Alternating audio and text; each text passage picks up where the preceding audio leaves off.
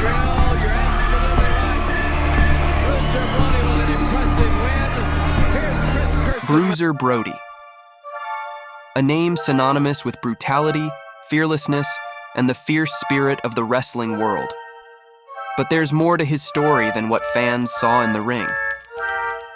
Today, we're delving into a mystery that has haunted the wrestling world since his tragic death.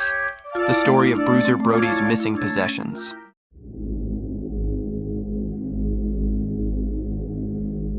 For those who might not know, Bruiser Brody, real name Frank Goodish, was a larger-than-life figure in professional wrestling.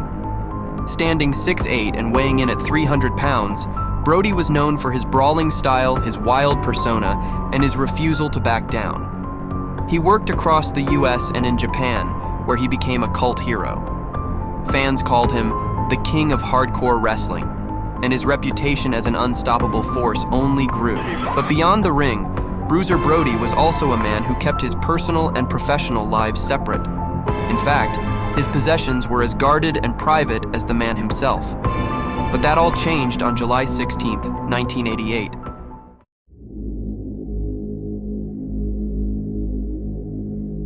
On that fateful day, Bruiser Brody was tragically stabbed in a locker room in Puerto Rico by fellow wrestler Jose Huertas Gonzalez. While Gonzalez claimed self-defense, Brody's death rocked the wrestling world, and questions surrounding his murder lingered for years. But another mystery began to emerge shortly after his passing: the strange disappearance of Brody's personal belongings. Brody's possessions, which included his wrestling gear, memorabilia, personal notes, and letters, mysteriously vanished. Some close friends and family members claim they were never able to retrieve his belongings, leading to rumors of foul play. How could someone like Brody, who was so particular about his privacy, have his possessions lost or hidden away without a trace?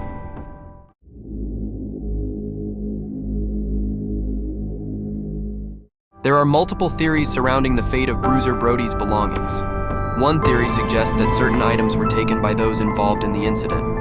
Rumors began swirling that perhaps these items held some sort of evidence related to Brody's death, and removing them would eliminate any potential link to what really happened that night. Other theories suggest that wrestlers or promoters who were close to Brody might have taken his items, either out of respect or to preserve his legacy. But if that were the case, why wouldn't they have returned his possessions to his family or the wrestling community? What were they hiding? Then, there's the idea that these possessions became part of underground memorabilia trading.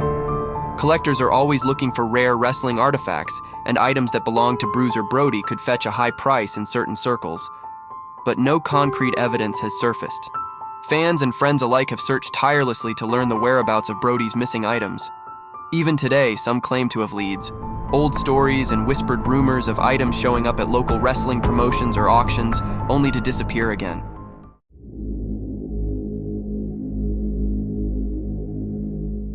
So, why does this mystery still captivate fans over 30 years later? Bruiser Brody's story represents a piece of wrestling history, a legacy cut short but never forgotten. His missing possessions are a reminder of the mysterious circumstances surrounding his death. It's as though a part of him remains hidden, just beyond our reach. Maybe one day Brody's lost items will be found, providing closure to a story that has been left open for far too long. Until then, Bruiser Brody's possessions will remain an enigma, a part of wrestling lore that fans can only speculate about.